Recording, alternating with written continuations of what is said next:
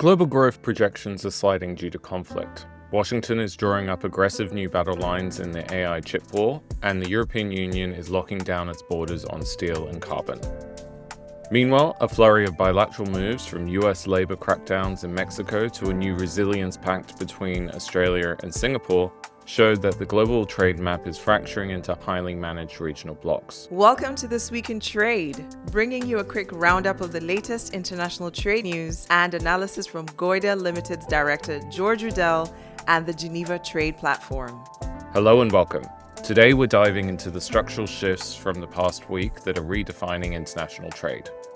We've expanded our scope today to bring you a broader look at the global landscape, analyzing the underlying trends driving these policies, along with targeted takeaways for your business strategy. Let's begin with the macro environment. The International Monetary Fund released its World Economic Outlook on 14th of April, and the forecast is sobering. The IMF has downgraded global growth projections from 3.1% for 2026, sitting well below the historical average of 3.7%. The IMF explicitly noted that this downgrade is largely a reflection of the disruptions from the Middle East conflict. In a severe scenario where energy infrastructure takes a hit, global growth could plummet to 2% this year, with inflation surging past 6%. Furthermore, the IMF has highlighted that rising trade restrictions are actually failing to correct economic imbalances and are actively worsening output. On the upside, they pointed to faster than expected productivity gains from AI as a potential saving grace. Turning to the US-China tech decoupling. In Washington, a new House Select Committee report accuses China of violating export controls to illegally acquire US semiconductor chips and dominate the AI market. In response, the committee is proposing a sweeping legislative package. This includes the Match Act to align restrictions with allies, the AI Overwatch Act to force licensing for advanced AI chips going to countries of concern, and the Scale Act to cap exports based on China's domestic production capacity. Most notably, the Remote Access Security Act would allow the Commerce Department to restrict access to US cloud computing services. Beijing, meanwhile, continues to build its own legal defenses. On the 13th of April, China implemented new regulations prohibiting foreign unilateral extraterritorial jurisdiction, officially granting the government authority to strike back against actions impacting China. Additionally, Chinese customs has just introduced 2 new mandatory declaration items to tighten their own export controls on dual-use goods. The deeper analysis here shows a shift from simply taxing goods to legally walling off the entire tech ecosystem. The US wants to police data and cloud infrastructure, while China is weaponizing its legal system to penalize companies that comply with US extraterritorial rules.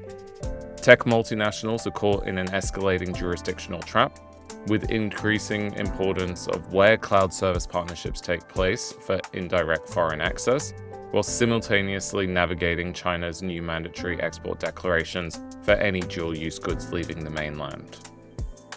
In Europe, the EU reached political agreement to severely tighten its steel safeguard measures effective from the 1st of July 2026.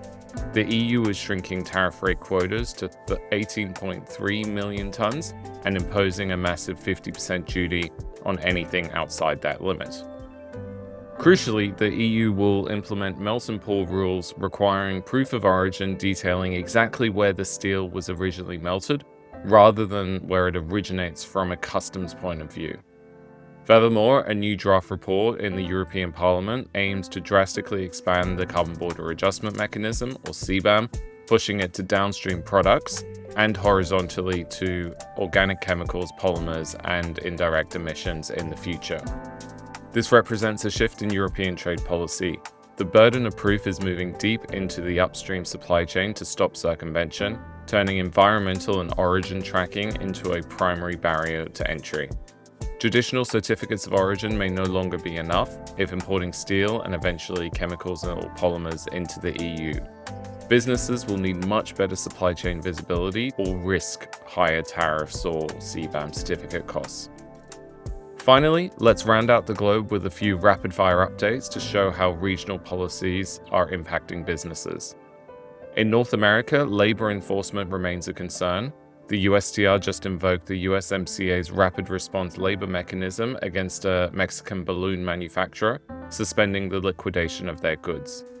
Meanwhile, US senators are ramping up pressure to secure agricultural market access ahead of the USMCA's 6-year joint review.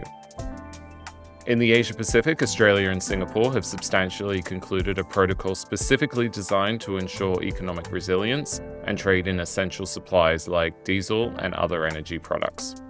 Meanwhile, on the multilateral front, Vietnam has formally requested to join the expansion of the WTO's Information Technology Agreement, intending to eliminate duties on over 200 IT products. Those are the headlines from This Week in Trade. To go deeper, check out more comprehensive breakdown of these and other developments on Georgia's LinkedIn. This is a new series we'll be looking to evolve and expand based on your feedback, refining what we're presenting, and adding new voices. Let us know in the comments below and via the contact form on GTP's website how we can make this a more relevant and useful accompaniment to your coffee.